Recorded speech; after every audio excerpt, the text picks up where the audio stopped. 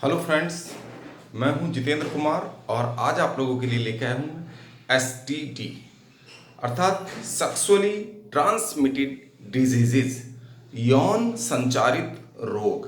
यानी कि sexually contact से ह्यूमन बॉडी में कौन कौन सी डिजीजेज हो जाती हैं अगर हम थोड़ी सी असावधानी बरतें। अगर सावधानी ना बरतने से क्या क्या प्रॉब्लम्स या कौन कौन सी डिजीज होने की संभावना रहती है, आज इस पर डिस्कस कर रहे हैं। जिन स्टूडेंट्स ने हमारे चैनल को सब्सक्राइब नहीं किया है वो हमारे चैनल को सब्सक्राइब जरूर कर दें।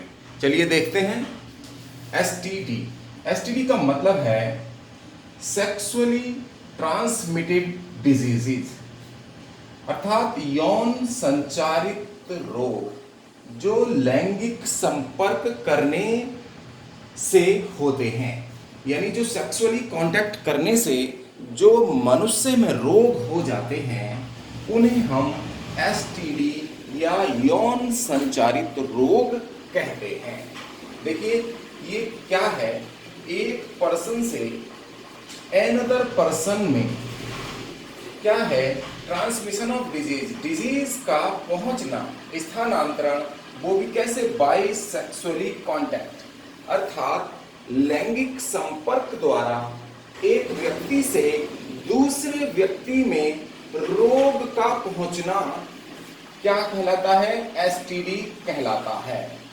क्या कहेंगे इसको हम, एसटीडी कहेंगे, सेक्सुअली ट्रांसमिटेड डिजीज कहेंगे। ये कौन कौन से रोग हैं इस पर हम आपको, यौन संचारित जो रोग हैं वो कौन कौन से हैं, आज इनके बारे में आप लोगों को बताते हैं।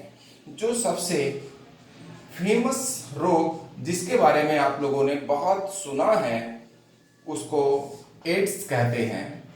इसका पूरा नाम आप लोगों को पता ही होगा, एक्वायर्ड इम्यूनो डेफिशिएंसी सिंड्रोम। इसका नाम है एक्वायर्ड इम्यूनो डेफिशिएंसी सिंड्रोम अर्थात हिंदी में इसको कहेंगे उपार्जित प्रतिरक्षी। डेफिशिएंसी का मतलब है न्यूनता यानी कमी, और सिंड्रोम लक्षण। एड्स का पूरा नाम है। और एड्स किसके द्वारा, इसका जो कॉजल ऑर्गेनिज्म होता है, कॉजल ऑर्गेनिज्म का जो नाम है वो क्या है, HIV। जो इंटरनेशनल वायरस नोमेनक्लेचर कमेटी है उन्होंने इस विषाणु का नाम रखा HIV। और इसका पूरा नाम क्या है, ह्यूमन इम्यूनो डेफिशिएंसी वायरस।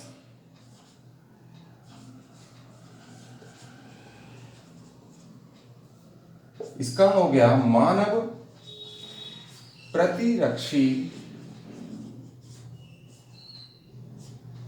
न्यूनता विषाणु, इसका हिंदी में नाम होगा, इसको ध्यान रखेंगे। चलिए अब ये जो HIV वायरस की जो खोज है, नाम तो इंटरनेशनल वायरल नोमेनक्लेचर कमेटी जो होती है इंटरनेशनल, तो उन्होंने इसका नाम रखा। लेकिन HIV की जो खोज की थी, जो डिस्कवर किया इस रोग जनक का और इस रोग का जो पता किया था, तो वो किया था डिस्कवर्ड बाय, ये थे लुक मॉन्टेग्नियर। लुक मॉन्टेग्नियर ने इस रोग का और इस रोग जनक का पता लगाया था। HIV वायरस की खोज का जो क्रेडिट है वो जाता है लुक मॉन्टेग्नियर को। इससे देखिए इसके जो सिम्टम्स हैं, ये क्या काम करता है। अगर कोई व्यक्ति HIV पॉजिटिव हो जाएगा तो क्या होगा, तो उसके शरीर में क्या होंगे, T4 और TH लिम्फोसाइट्स होते हैं जो हमारी इम्यूनिटी को स्ट्रॉन्ग करते हैं। इन लिम्फोसाइट्स होते हैं श्वेत रुधिराणु ये लिम्फोसाइट्स हैं T4 और TH लिम्फोसाइट्स, इनको ये फैगोसाइट कर लेता है, इनकी फैगोसाइटोसिस कर देता है। क्या करेगा? फैगोसाइटोसिस। फैगोसाइटोसिस आप जानते ही हैं, भक्षण कर लेता है, यानी कि इनको, ये जब HIV वायरस अगर शरीर में प्रवेश करेगा तो क्या होगा? T4 और TH जो लिम्फोसाइट्स हैं इनको फैगोसाइट करेगा, इनको मार डालेगा, खत्म कर देगा, और इससे इम्यूनिटी क्या होगी? इम्यूनिटी डिक्रीज होती है, इम्यूनिटी लगातार घटती जाती है, प्रतिरक्षा डिक्रीजेस, और इससे क्या होगा? बहुत सारे रोग शरीर में घर कर लेंगे, बहुत सारी बीमारियां घर कर लेती हैं, उनको सामूहिक रूप से हम एड्स कहते हैं। इससे व्यक्ति धीरे धीरे करके मर जाता है। और आप लोगों को एक जानकारी और है, एड्स दिवस, वर्ल्ड एड्स दिवस कब मनाया जाता है? इस तरीके का एक सवाल भी आ जाता है। वर्ल्ड एड्स दिवस यानी कि विश्व एड्स दिवस कब मनाते हैं? ये 1 दिसंबर को मनाया जाता है, इसको ध्यान रखिएगा। अब आता है इस बीमारी का क्योर क्या है।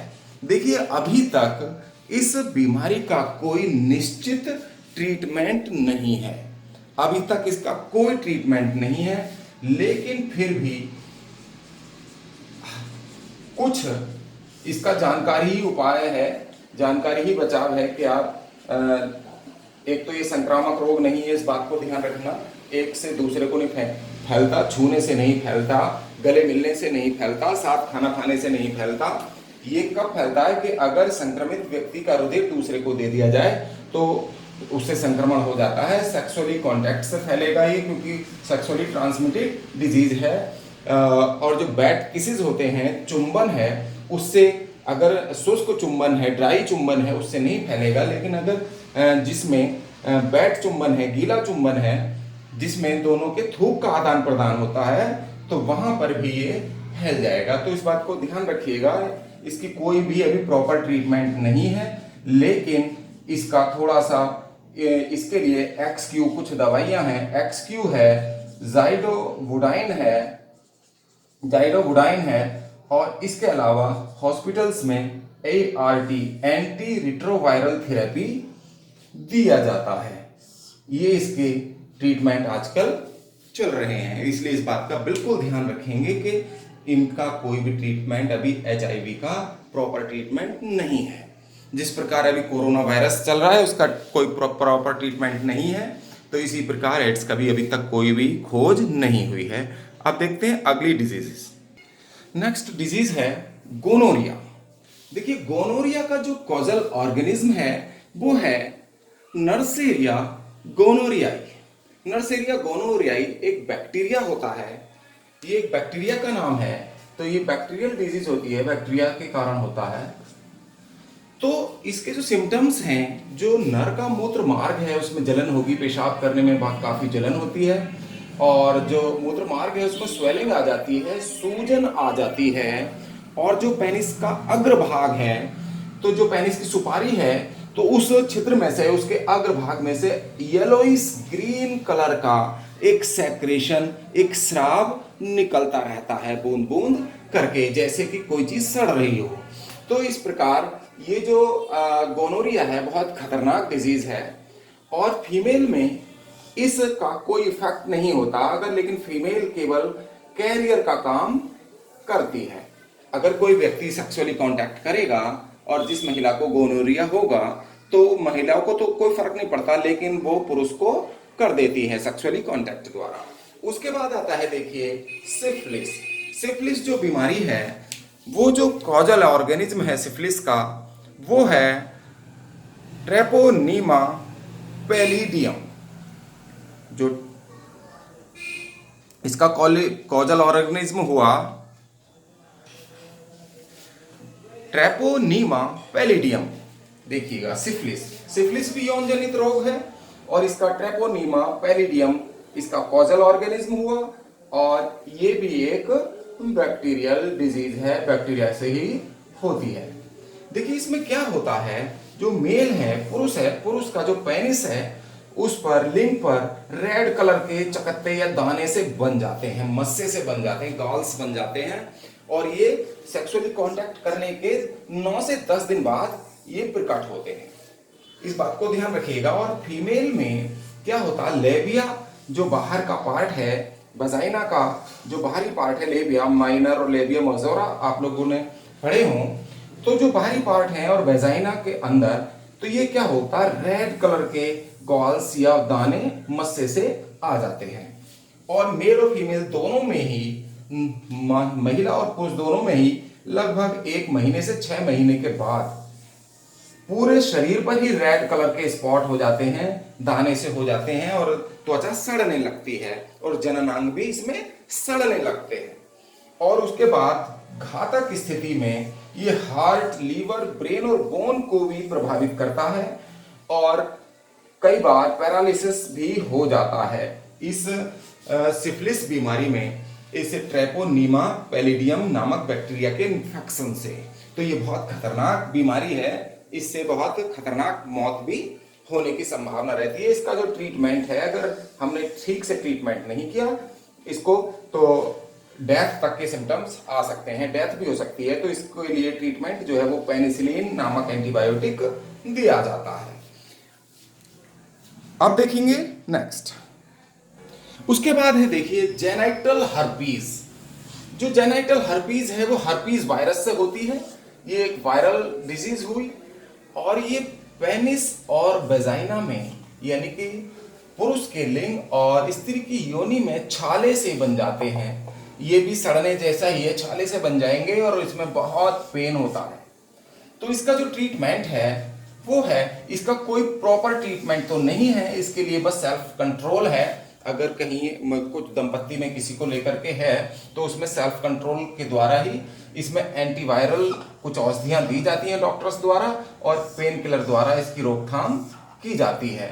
दर्द को कम करने के लिए पेन किलर दी जाती हैं और एंटीवायरल औषधियां देकर इसका ट्रीटमेंट किया जाता है। चलिए आगे देखते हैं, ट्राइकोमोनियासिस। देखिए ट्राइकोमोनियासिस जो डिजीज है, ये ट्राइकोमोनास वेजिनेलिस एक प्रोटोजोआ संघ का प्राणी है, ये प्रोटोजोअन है जिसमें अमीबा पैरामीशियम आते हैं। तो ट्राइकोमोनास वेजिनेलिस नाम के प्रोटोजोअन्स द्वारा ये वेजिनल इच हो जाती है स्त्रियों में, ये स्त्रियों में ही होता है वेजिनल इच, यानी कि योनि में खुजली होती है और साथ साथ उसके साथ व्हाइट फ्लूइड भी रिलीज होता है, व्हाइट फ्लूइड सा निकलता है, श्वेत द्रव्य सा। और इसका जो ट्रीटमेंट है वो ओरियोमाइसिन और टेरामाइसिन नामक एंटीबायोटिक दी जाती हैं इसके ट्रीटमेंट में।